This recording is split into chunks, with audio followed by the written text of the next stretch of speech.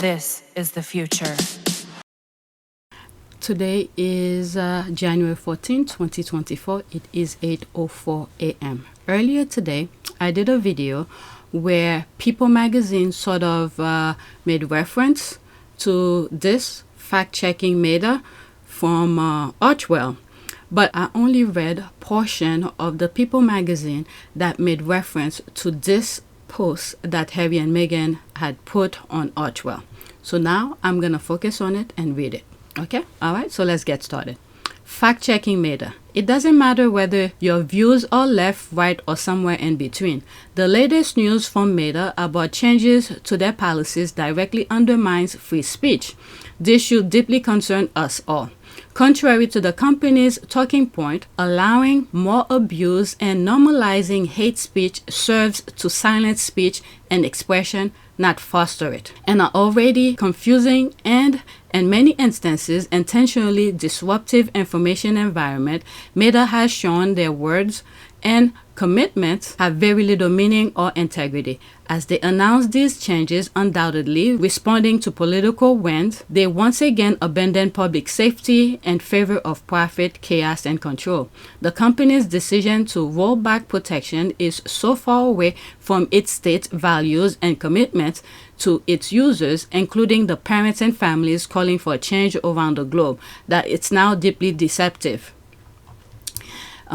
They're speaking not only for themselves because they have kids, and also the parents network that they had created for the parents and things like that, advocacy. So they have the platform. So I'm not saying they're speaking on behalf of the parents, but I will say on behalf of the thing that they create for parents network.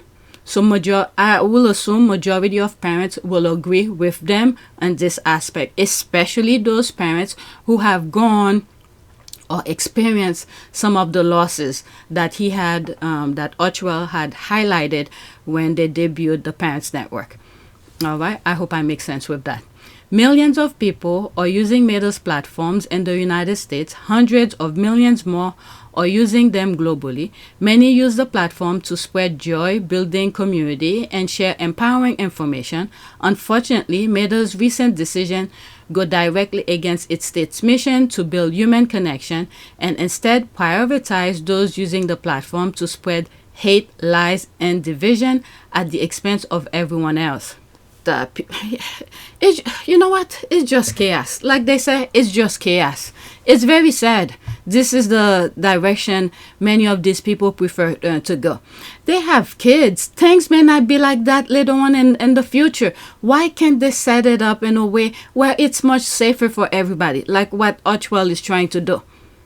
It's very sad, very, very sad to see this is the direction adults, many of them have already lived their lives, or leaving society like that, and more chaos and confusion and lies, deceptive, all sort of things in a negative way. But let's continue.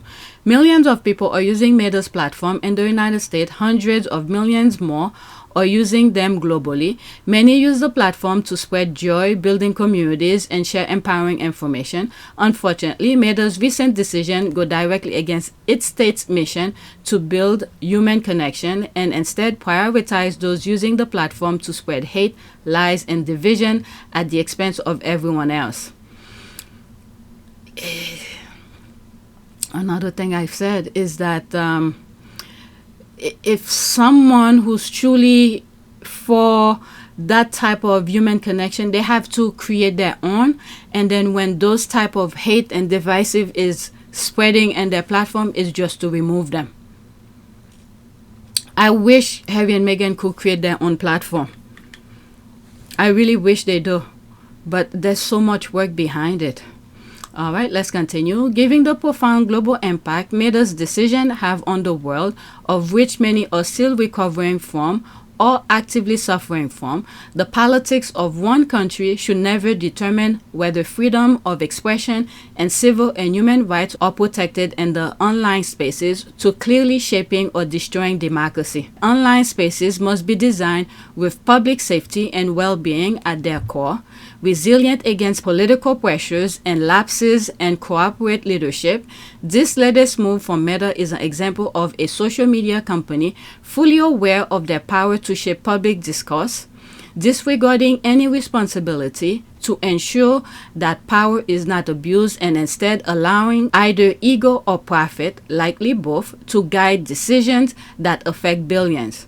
We are particularly alarmed by plans to abandon commitments to diversity and equity, coupled with internal policy changes that undermine protection for marginalized communities. This decision echoes what expert whistleblowers and families have raised and hearing on online harm, especially regarding children's safety. Platform design dictated by internal policies directly determine our online experience.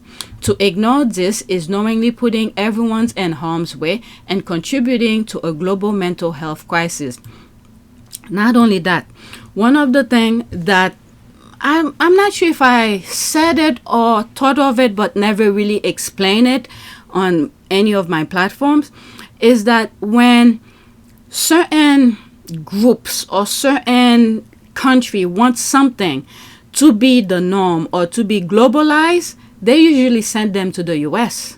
So the misinformation, the lies, deception, I mean, everyone lies. Some people do lie to get out of a certain situation.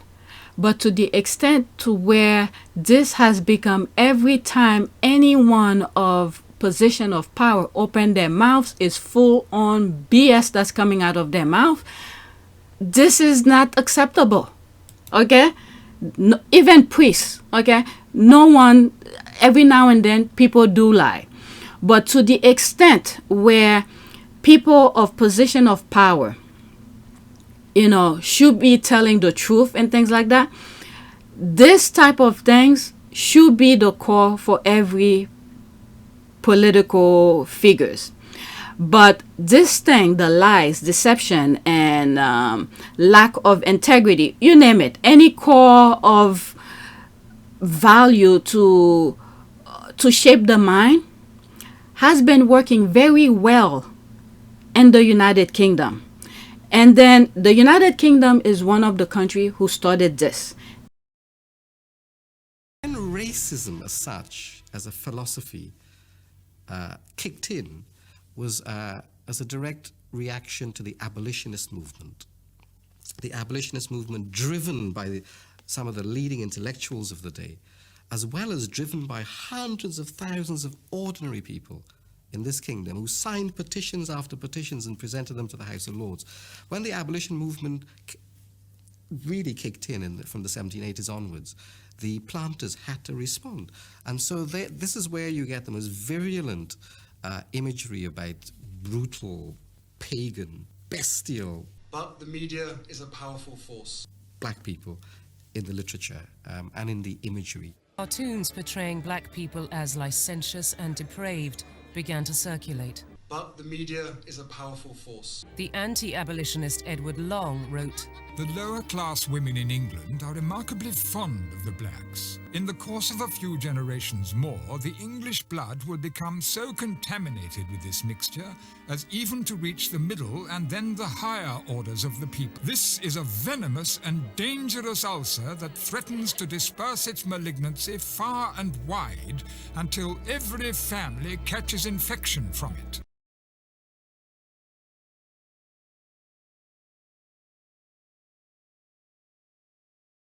And then Russia pick it up, and you see what it's doing right now. And now, in my humble opinion, the UK is trying to pretend that they have nothing to do with that. They're sending their people over here. When you look at the RNC, I didn't want to talk about politics on this because I think I'm going to put this on our Port of Peace service, but these are things that I talk on my other channels that I sort of shared things about Harry and Meghan. But they're pretending right now they have nothing to do with that, but they're sending this stuff over here. When you look at Will Lewis, Murdoch, all of them. Okay, Murdoch have already been here due to Fox News and things like that, but they're sending these things over here.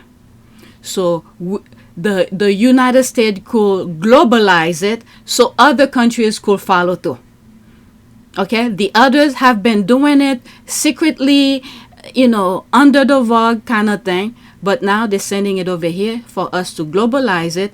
And then also the people who, okay, let me not talk politics, let's just focus on this. Okay, it's too much, let's just focus on that.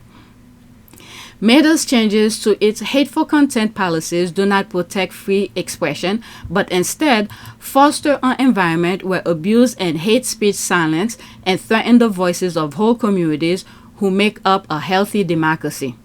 We urge Meta to reconsider and reinstate policies to protect all users.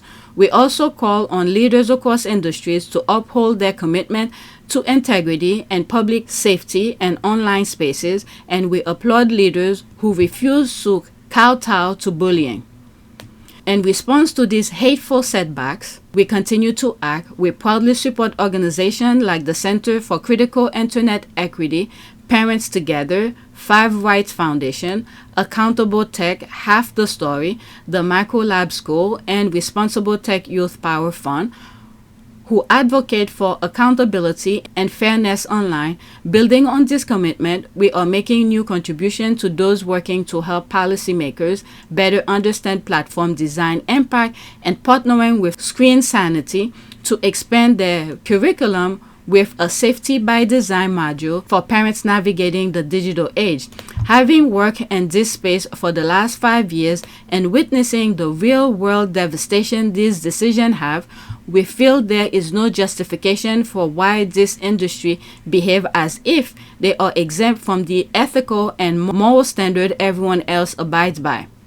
We at the Archewell Foundation remain committed to promoting accountability, safeguarding information integrity, and protecting all communities in the digital age. We hope and expect those enabling Meta's profits, like advertisers and shareholders, to do the same.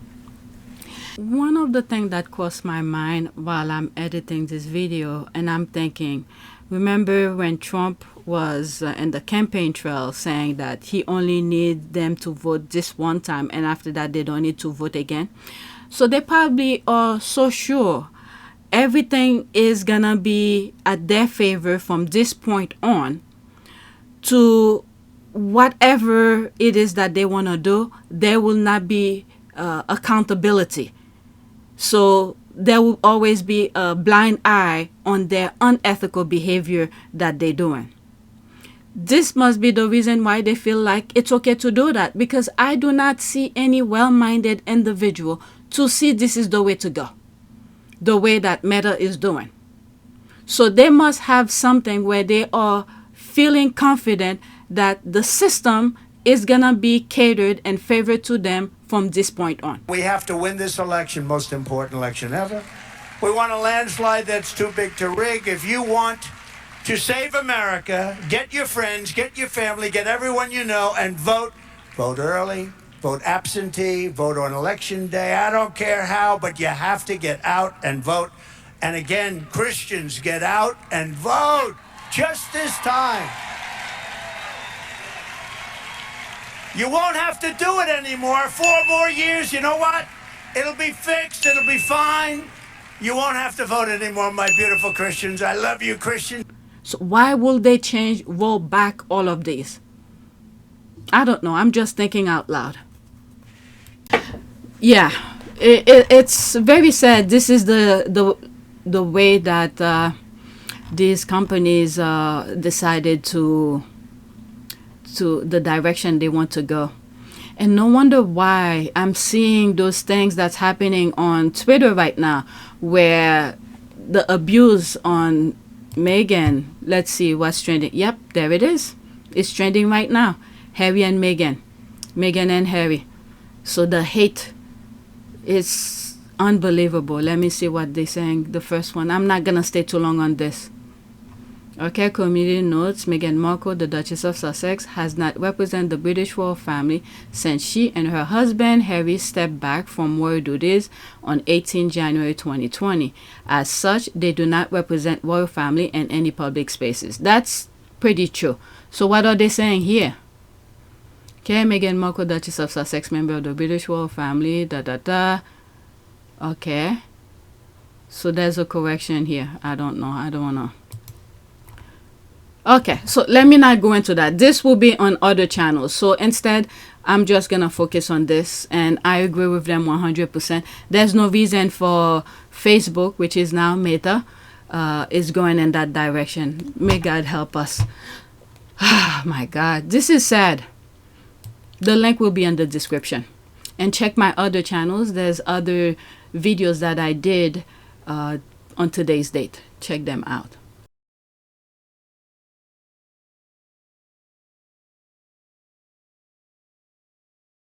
So while I was in the middle of recording a video for my other channel, and I saw this and I thought I'll add it here with this video.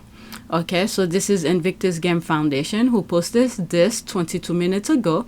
Welcome to Vicky, Gosling, OBE to the Invictus family for IG27. So let's go into that. So it's a retweet of a retweet from them. Exciting news. We're thrilled to announce Vicky, Gosling, OBE, MBE, OBE. I guess those titles. Those alphabets in the UK. One of the squad said that in one of the tweet comments. As chair, okay, let's start all over. I'm sorry. Okay, exciting news. We're thrilled to announce Vicky, Gosling, OBE, as chair of the 2027 Invictus Games. With 20 plus years of leadership in military and sport, Vicky's vision will inspire the next chapter of the Games. Read more. So let's go into that. Okay, so there's some comments here saying welcome, congrats, congratulations Vicky, welcome Vicky. So pretty much looking forward to your vision for 2027 and congratulations. Wow, best of luck Vicky. So I read whatever's there, the squad responded. So let's go into Invictus game and see what they're talking about. Okay, so that's that. Okay. So Vicky, Gosling, OBE appointed as chair of board for Invictus Games Birmingham 2027. Invictus Games Birmingham 2027 are thrilled to announce that Vicky, Gosling, OBE has been appointed as the new chair of the board for the 2027 event that will take place in Birmingham, UK. With a distinguished career spanning over 20 years in the Royal Air Force and leadership roles across sports, military, and business, Vicky is an experienced business leader and advocate for inclusion and empowerment across all sectors. Vicky's military career set the stage for her impactful role in the Invictus Game. She served as military executive lead for the inaugural games in 2014. Okay, so she's been with them before, so that's good. And as CEO for the 2016 Games, inspired over 400 competitors from 14 nations. Yeah, so she has experience, so I think she's qualified for this.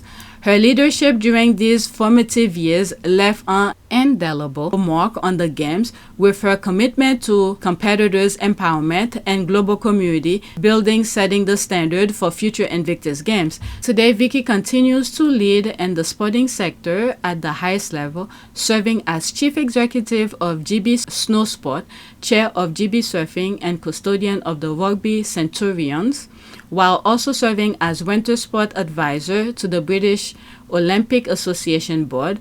In business, Vicky has held senior roles in major organizations such as SAG Global, whilst also being heavily committed to advocating for diversity, inclusion, and fair access to finance. Her efforts to create inclusive work environments are an extension of her personal belief in breaking down barriers for all people, especially in traditionally male-dominated industries. In sport and business, Vicky continues to use her voice and platform to advocate for positive change. Her career reflects her dedication to create lasting positive change and is an inspiration for future generation of leaders, competitors, and change makers. As I'm reading this, the thing that came to mind is that the things that Harry is part of seems to bring out the best Brits that they have out there, but that they have in the UK, with you know, I don't know this person personally, but from what I'm reading, I will assume it aligns with somewhat of Harry's type of thing, because she's worked with the Invictus before. But it seems like Harry bring out the best morally integrity type of people in the UK. But the rest, when you look at the other side of the family, the type of people they deal with, it's like, my goodness, you will assume it's the entire UK that is corrupt like that. But when in fact it's not. Okay, there are some squaddies in the UK and all of that. So sometimes when I say certain things, I had to make sure to not group every Brit under the same umbrella. And I'm guessing now the UK, when they're talking about the US with the kind of presidency we're gonna have, they're gonna talk as if we all the same kind of MAGA mindset. But anyway, that's a different story. Let's continue. Well, the whole point for saying what I said is that the Invictus bring the best Brits with integrity out. Let's continue. This continued focus has been recognized with MBE in 2004 and OBE 2014. To tell you the truth, this doesn't mean anything anymore to me, to tell you the truth. Before, when I didn't know anything, I would say, okay, that means something. But the people that I see, they handing out some of these, I'm like, what does these mean anymore? The prestige behind them doesn't mean the same, at least for me, okay?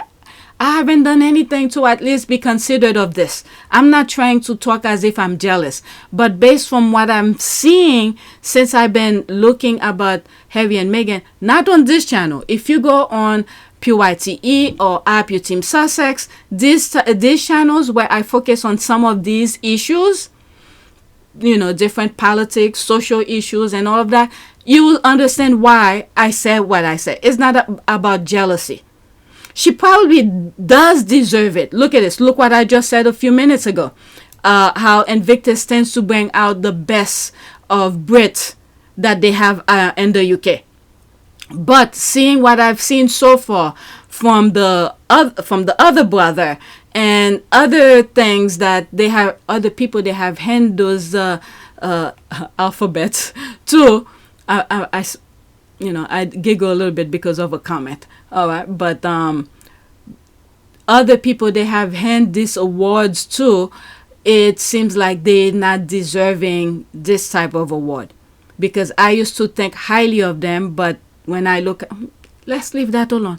If she earns it, she earns it. All right. So I'm glad what I said before when I was reading it, that Harry tends to bring out the best Brits. So she deserves it. Let's keep it as that.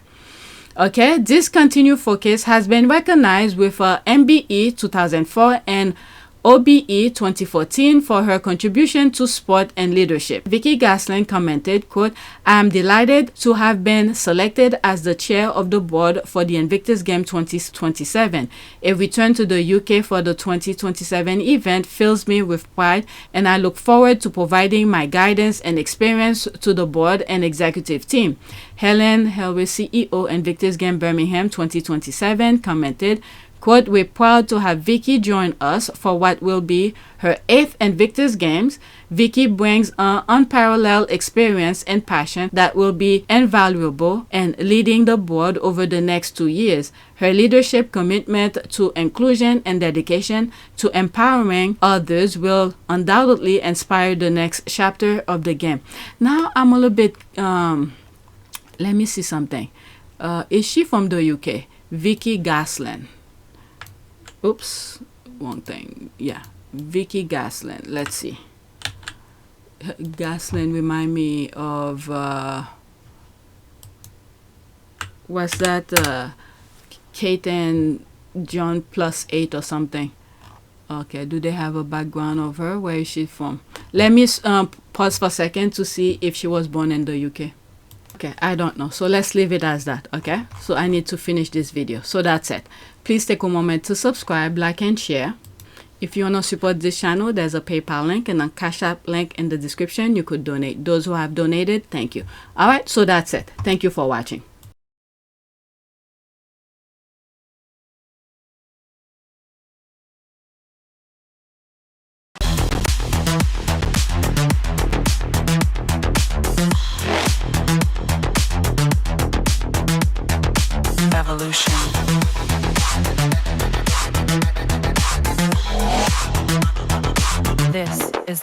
her.